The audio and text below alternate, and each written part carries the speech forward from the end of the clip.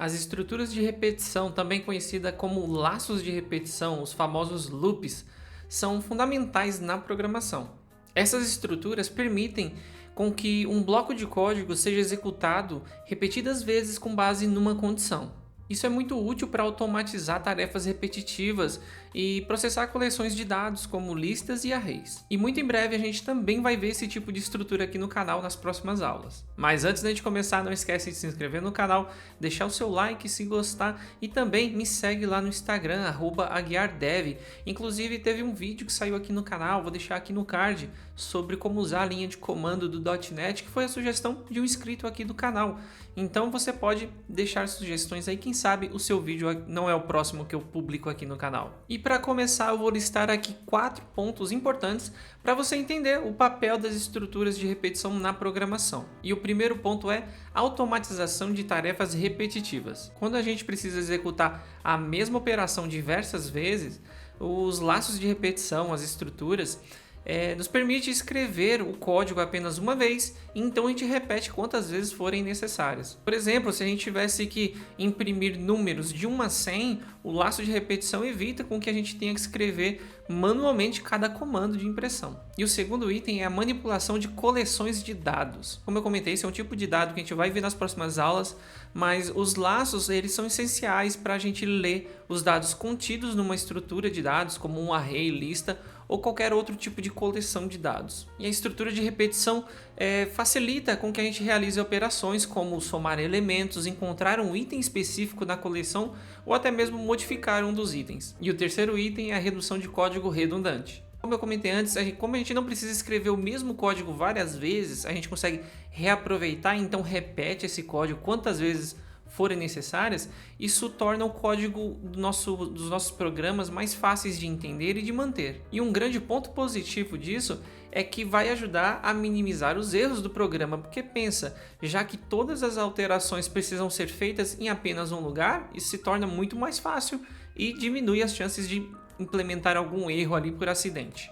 E por último, mas não menos importante, a implementação de algoritmos. Muitos algoritmos, especialmente em áreas como ordenação, pesquisa e processamento de gráficos, dependem das estruturas de repetição. E sem eles daria muito mais trabalho implementar esses algoritmos, deixando a tarefa muito mais complexa. E agora chegou a hora da prática, bora pro VS Code conhecer as estruturas de repetição. Bom, existem 3 tipos de laços de repetição presentes em praticamente qualquer linguagem de programação que suporta esse tipo de recurso, e a gente vai começar falando da estrutura de repetição while.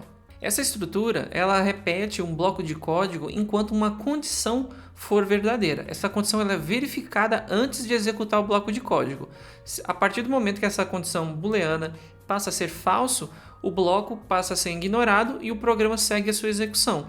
Enquanto o programa não é atendido, esse bloco de código continua sendo executado até que a condição ela se torne falsa. Então, vamos dar uma olhada na prática aqui como é que a gente faz. Então, a primeira coisa que a gente vai fazer eu vou mostrar aqui para você a estrutura do while. Então, ela é semelhante ao if, aonde você vai escrever a palavra while. Entre parênteses, você vai colocar uma condição, que a gente já vai explicar. Funciona do mesmo jeito que o if, tá? E aqui embaixo são as chaves que delimitam o escopo do bloco de código que vai ser repetido. Para a gente usar na nossa condição, eu vou declarar uma variável aqui do tipo int, chamada i, que vai inicializar em 0. E aqui eu vou dizer que o while, né, o bloco de código, vai se repetir enquanto o i for menor que 5. For menor que 5. E aqui o que eu vou fazer? Eu vou imprimir aqui o número que a gente tá. Então vou fazer o seguinte, vou fazer uma interpolação de string aqui e vou colocar a nossa variável aqui. Então cada vez que ele iterar, ele vai atualizar o valor da nossa variável e vai imprimir. Só que aqui tem um ponto muito importante, que do jeito que está aqui, se eu executar esse programa, ele vai travar. Ele nunca vai terminar de executar esse programa, ele vai entrar no que a gente chama de loop infinito. É quando um laço, por causa de um erro, ele continua se repetindo infinitamente, e isso vai travar o programa. Então o que é importante aqui? Repara que eu estou dizendo que o i esse bloco de código vai continuar sendo executado enquanto o valor que tiver contido na variável i for menor que 5. Eu estou inicializando ele com 0, mas aonde eu estou alterando o valor dele? Nesse caso, lugar nenhum. Então ele nunca vai parar de repetir esse console write. Eu vou até mudar para o console write line aqui, para ele quebrar a linha. Então eu vou fazer o seguinte, eu vou incrementar a cada laço, eu vou incrementar mais um nessa variável i, para que assim ele possa ir atualizando e uma hora o i seja maior que 5, para que o laço pare de repetir. Se você não conhece isso aqui, esse operador de incremento, dá uma olhada na aula número 5 sobre operadores de atribuição, que lá eu explico direitinho esse operador de incremento e decremento, onde você pode aprender também. Então vamos executar aqui agora o nosso programa e vamos ver qual é a saída que ele vai colocar no nosso console. Então, como você pode ver, a cada volta ele foi atualizando, né? O código ele vai se repetindo, esse bloco, né? E aí ele vai atualizando o valor de i. Então ele verifica i é menor que 5? Ele é 0. Ele imprime, atualiza o valor de i para 1 e volta para o início e verifica novamente. I é maior que 5? Sim. É menor que 5? Sim, porque aqui agora eu tenho o valor de número 1. Então 1 é menor que 5, então ele repete, imprime de novo, atualiza, agora é 2 e assim sucessivamente, até que ele se torne o valor 5. E 5 não é menor que 5, então ele para de executar esse bloco e vai para as próximas instruções, se tivessem aqui outros códigos, né? Então ele vai se repetindo até que não atenda mais a condição e segue a execução do programa. Agora a gente vai falar de outra estrutura que é bem parecida com o while, que é o do while. Qual que é a diferença? O do while ele vai executar pelo menos uma vez, independente da condição ser verdadeira ou não.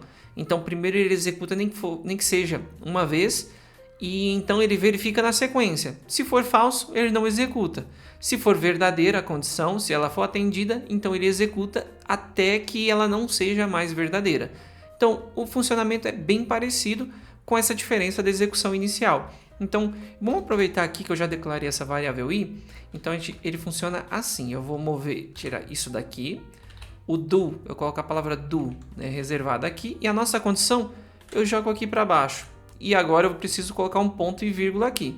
Vamos ver como é que fica, então, a execução do nosso programa agora. Aí você vai ver aqui e falar, tá, Thiago, não mudou nada. Não mudou nada por causa das nossas variáveis. Mas vamos mudar um pouquinho aqui o cenário.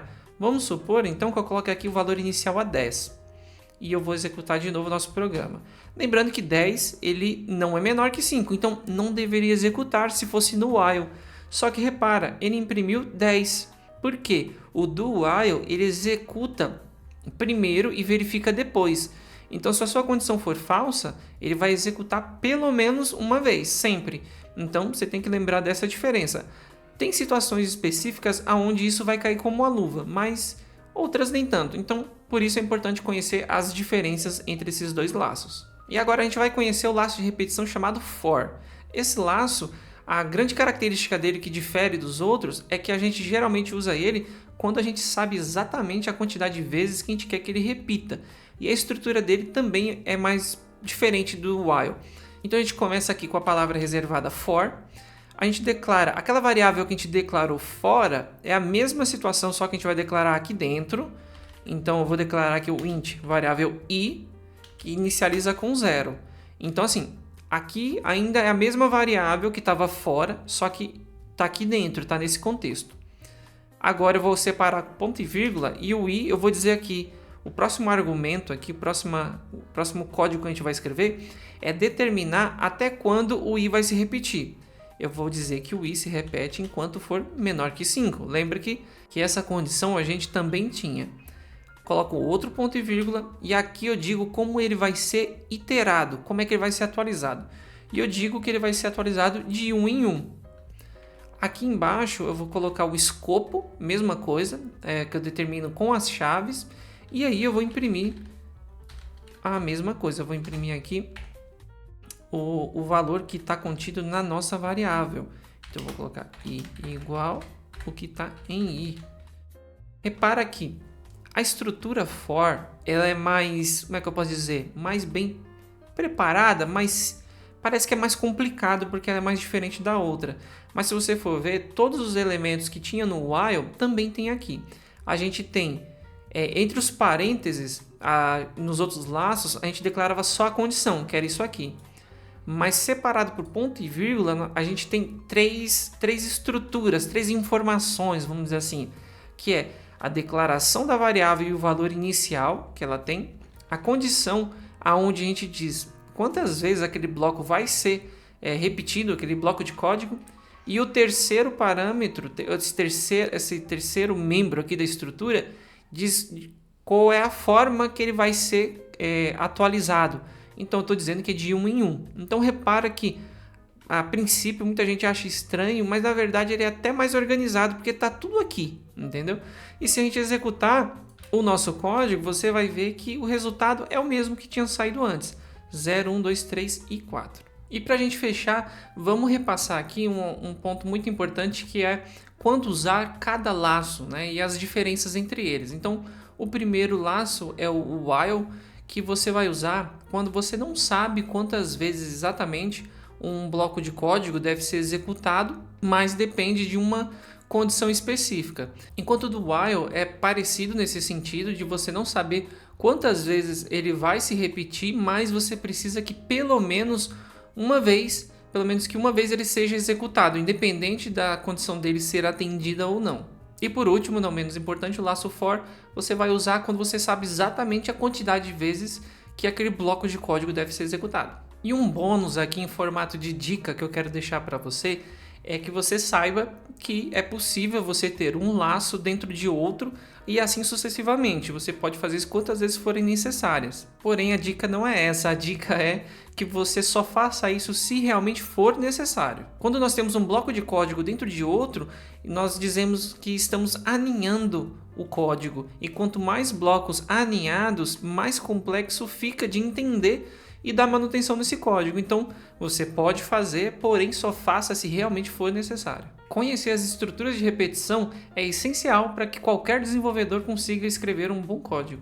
E quando um desenvolvedor domina os laços de repetição, ele consegue resolver muitos problemas de forma fácil, simples e elegante.